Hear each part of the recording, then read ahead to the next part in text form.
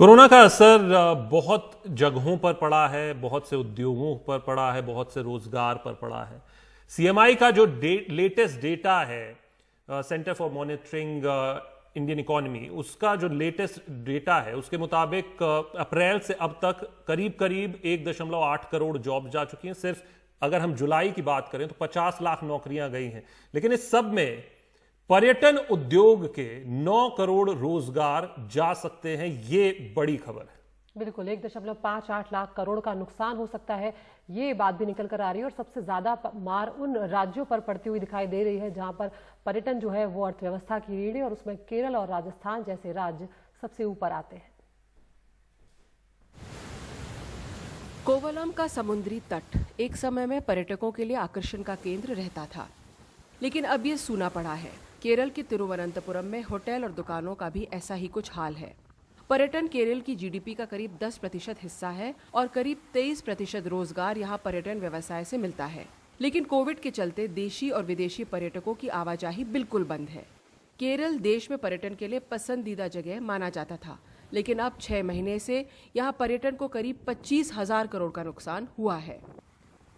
राजस्थान में बारिश के मौसम के साथ साथ पर्यटन सीजन की भी शुरुआत होती थी, लेकिन इस बार ऐसा नहीं है। विदेशी पर्यटक आ नहीं रहे हैं और ऐसे में टूर ऑपरेटर्स के पास धंधा बिल्कुल नहीं है। Tour operators some of them जो छोटे टूर ऑपरेटर हैं उनके लिए टिक पाना संभव नहीं है। उन्हें या तो अपनी दुकानें बंद करनी पड़ी हैं, या अपने स्टाफ में कटौती करनी पड़ी है, या फिर उन्हें बिना वेतन के अवकाश पर भेजना पड़ा है। देखा जाए तो अगले 6 महीने पर्यटन नहीं होगा। गाइड्स के लिए कोई काम नहीं है। दिल्ली से जयपुर आने वाले लोग खुद ही ड्राइव कर रहे हैं। होटल बुकिंग्स भी ऑनलाइन हो रही हैं। मैंने अपने जीवन में पर्यटन पर ऐसा दुष्प्रभाव कभी नहीं देखा। राजस्थान विदेशी पर्यटन पर बहुत निर्भर है। जयपुर स्वर्णिम त्रिभुज का भाग है और यह निश्चित रूप से प्रभावित हुआ है। होटल मालिक महज खर्च को तरस रहे हैं। उनकी कोशिश है कि प्रॉपर्टी बनी रहे, स्टाफ को न निकालना पड़े, उन्हें वेतन मिलता रहे, बस इतनी सी बात है।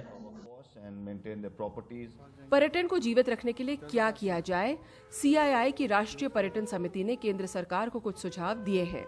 शादी, कॉन्फ्रेंस, सेमिनार और सामाजिक कार्यक्रम पे 50 से ज्यादा लोगों के इकट्ठा होने पे लगी रोक को हटाया जाए, लेकिन सोशल डिस्टेंसिंग की पालना हो। लाइसेंस फी और अन्य बिलों पे रियायत मिले और कर लेना आसान हो। जीएसटी में पर्यटन से जुड़ी इकाइयों को राहत, देश में आने जाने के लिए सामान्य क्वारंटीन और राज्यों के बीच आवाजाही आसान हो, और एयरपोर्ट पे कोरोना टेस्ट की व्यवस्था हो। करीबन 70 से 80% नुकसान पिछले साल से होटल इंडस्ट्री में हुआ है। हमें अब अनुमान हम लगा रहे हैं कि करीबन 10 से 15 लाख करोड़ का नुकसान होगा अगर इसी तरीके से बिजनेस आगे चलेगी, और जॉब लॉसेस करीबन 3 से 4 करोड़ का अनुमान है हमें। आगे क्या होगा बहुत मुश्किल कहना, लेकिन जब तक वैक्सीन का आविष्कार नहीं होगा ये बिल्कुल स्ट्रीमलाइन नहीं हो पाएगा। इस बार विदेशी मुद्रा का पर्यटन में आना ना के बराबर रहेगा। ऐसे में देशी पर्यटकों को लुभाने से भी इस मंदी के दौर में कुछ राहत मिल सकती है। NDTV bureau report.